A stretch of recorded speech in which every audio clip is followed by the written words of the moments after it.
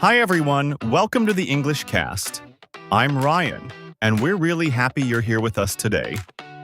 Hey everyone, I'm Emma. Whether you're listening on your way to work or relaxing at home, this podcast is here to help you feel more confident using real English in real life. So Emma, what's going on today? Oh, I'm exhausted. I decided to start a small vegetable garden in my backyard this morning, and it is a lot of work. That sounds like a fun project though. How is it going so far? It's okay, but the local garden center have a terrible selection of seeds right now. Let's pause right there. You just said the garden center have. This is that have versus has problem. This confuses everyone. It really does. I just freeze. The garden center has? I literally never know. Half the time I just guess and hope the other person understands me. Yeah, this is where people get stuck. You are guessing in the moment instead of relying on a clear pattern.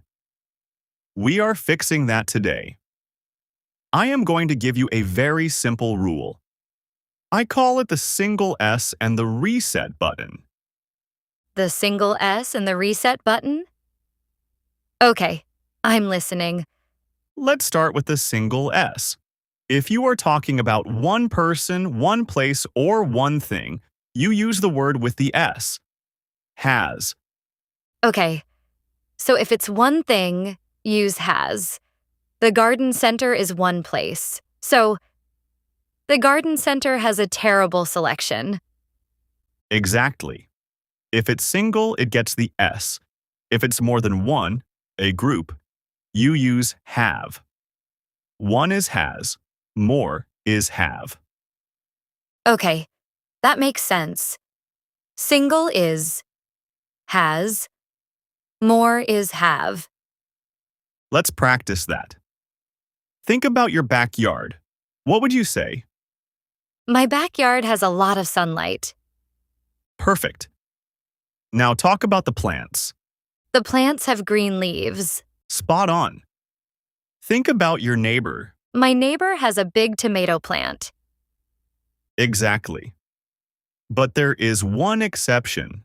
The words I and you. Even though you are single, you always use have.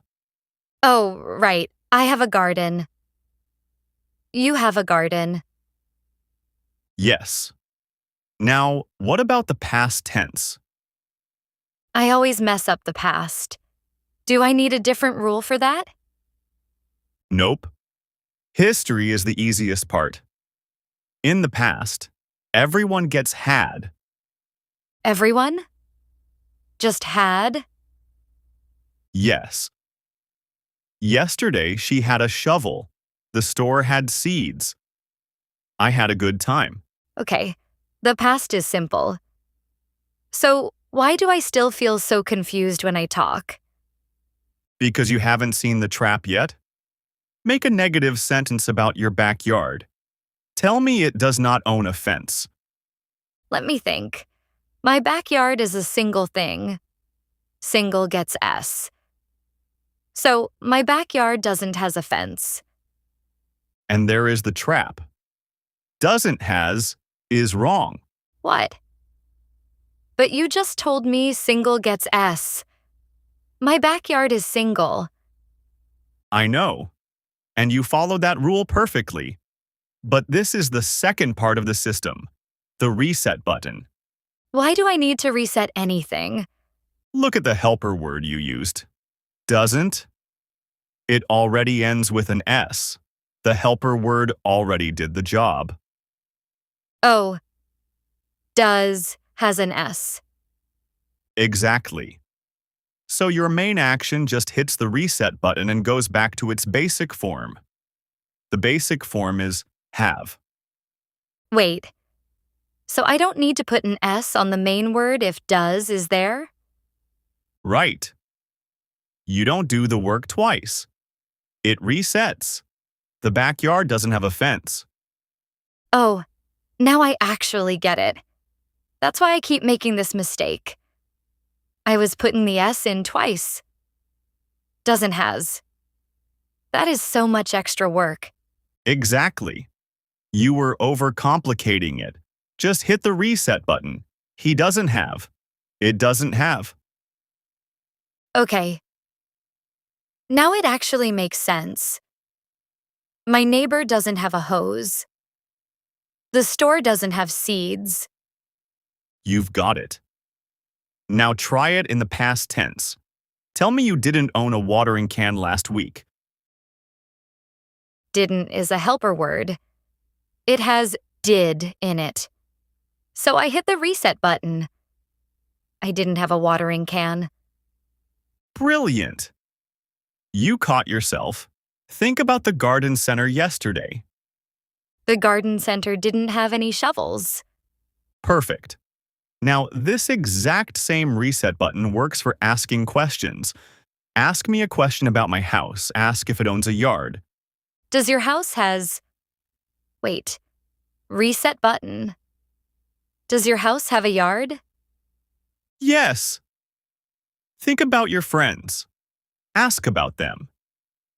Do your friends have a garden? Spot on. Think about your sister in the past tense. Did your sister have a garden last year? Flawless. You didn't say, did she had? You hit the reset button automatically. It feels so much easier. I don't have to panic mid-sentence anymore.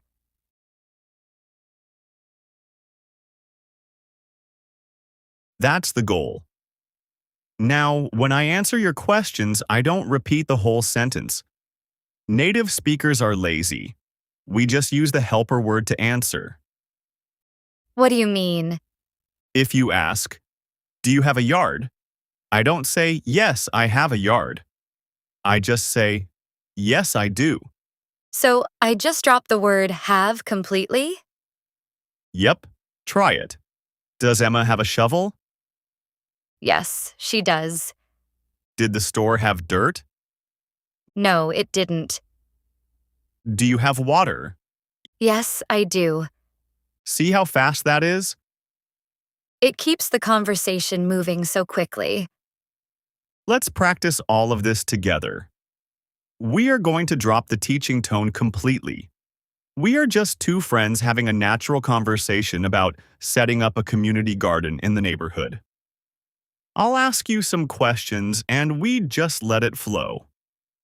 Okay, I'm ready. Do we have enough space for the community garden this year? I think so. The city has a vacant lot we can use near the library. Does it have good soil or do we need to bring some in? It doesn't have great soil right now. The ground has a lot of rocks in it. We should order some topsoil then. Did Mark have a truck we could borrow? He didn't have one yesterday, but his brother has a pickup truck he can use this weekend. That's perfect. Do we have a list of people who want to help plant? Yes, we do. I have a sign-up sheet, and we have 20 volunteers already. That's a huge group. Does Sarah have the vegetable seeds sorted out? She does. She has tomatoes, carrots, and lettuce ready to go. I didn't have any luck growing tomatoes last year. Really? I had a huge tomato harvest last summer. My yard just doesn't have enough direct sunlight. The trees block everything.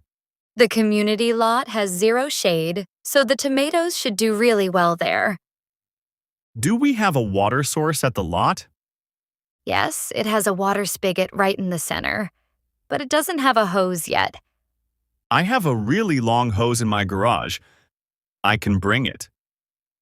Awesome. Did the community center have extra gloves for the volunteers? No, they didn't. We have to tell everyone to bring their own. That's fine. I have a few extra pairs I can bring just in case someone forgets. Does anyone have a wheelbarrow? We are going to need one for moving the soil. David has one. He said he can drop it off on Saturday morning. Do we have enough budget to buy fertilizer? We do. We had a fundraiser last month, so the bank account has plenty of funds. It sounds like we have everything completely under control. We do. It's going to be a great project. Okay, freeze right there. Wow. That was a really long conversation, and I didn't even stress about the grammar once.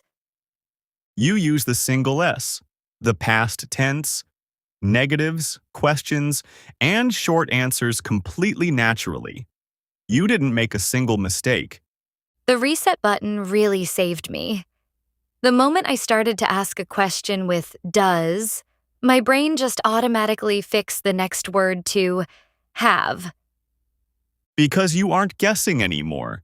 You understand the system behind the words. It feels so much better to actually know why I'm saying it, rather than just repeating memorized phrases. Let's give a very quick summary to lock it in for our listeners. Okay. If it's one thing, use has. If it's more than one or the words I and you, use have. The past is always had. And the most important part? The helper word. If you use do, does, or did, just hit the reset button and go back to have. So basically, one is has, more is have, and helpers reset to have. That's it. All right, that brings us to the end of today's episode. We hope this conversation helped make English feel clearer and more natural for you in everyday situations. Remember, progress comes from small daily practice. If you enjoyed this episode, make sure to like the video and subscribe to the English Cast so you don't miss the next one. And as always, keep learning, keep speaking, and keep connecting. Thanks for spending your time with us. We'll see you in the next episode.